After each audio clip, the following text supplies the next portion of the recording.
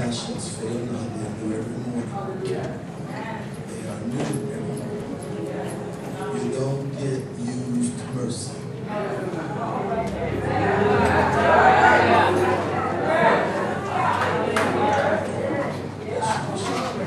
What God has for you is something that nobody else has ever touched. And it's new every morning. The Bible declares that from the rising of the sun to the going down of the same, that God's name is to be hallowed. So bless the Lord at all times. I bless him when I understand. I bless him when I don't understand. I bless him when I feel well. I bless him when I need him to heal me. I bless him when my kids get straight A's. I had to bless him when the police department called and said, "Is this your son?" I bless the Lord when I have an excess in my checking account. And I'll bless the Lord when I'm peeping out the window to see if the mailman comes by. I will bless the Lord at all times.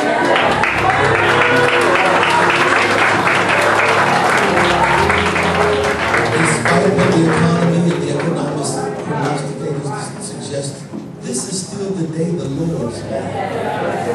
And I will rejoice in you. Take your seats, real quick. Take your seats. Take your seats. Someone said to me the other day, they didn't know how to receive me. They said, "You look tired. You had a long day." I said, "It's been a long 10 years."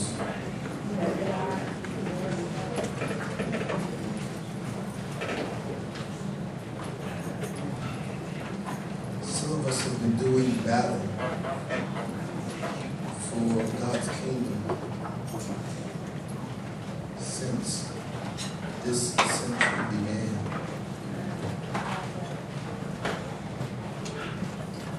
And there's change.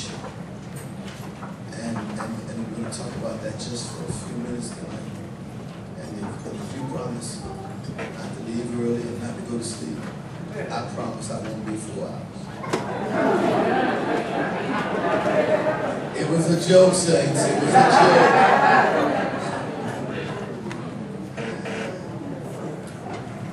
To the chosen generation, Pastor Eric, we salute you tonight, sir.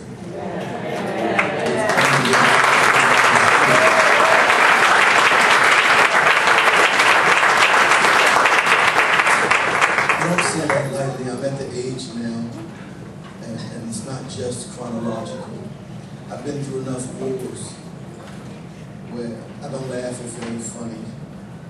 I don't call you my friend if you're not. I don't come see you if I don't want to. I'm not angry. I just got stuff to do that I don't have time to be preoccupied with foolishness. And so tonight, we come to bless the God of all creation for choosing and selecting you to be a part of what he's doing in this last hour. And tonight's message is candidly pointed in that direction. And I want to talk in the book of Deuteronomy for just a few minutes, and to all of the elders, to the bishop. It's good to see my friend. I've seen him for a while. I thought they'd kick me to the curb. I know you've been busy. I've heard some great things about things that you're doing, transitioning, reestablishing. It's good to see you. To all of the elders of this house, to all that honor is due that I don't know, please forgive me for not calling you by name. I mean no disrespect, but grace be unto you and peace from God our Father and the Lord Jesus Christ. Deuteronomy chapter 28, very quickly, turn there with me. I have a specific assignment. If in fact Pastor sees fit to invite me back, I will preach real hard next time. I just kind of chuckled when he said, you know, God, I need a covering. And God said, Bishop Wright. He said, no, Lord. And I said to one of the brothers, I don't blame him because I said no too.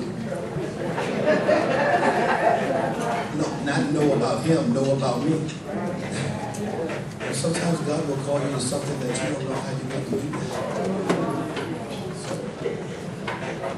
He had a right to say no, because I said no. But he didn't hear me either. Maybe he heard, but he didn't really pay attention.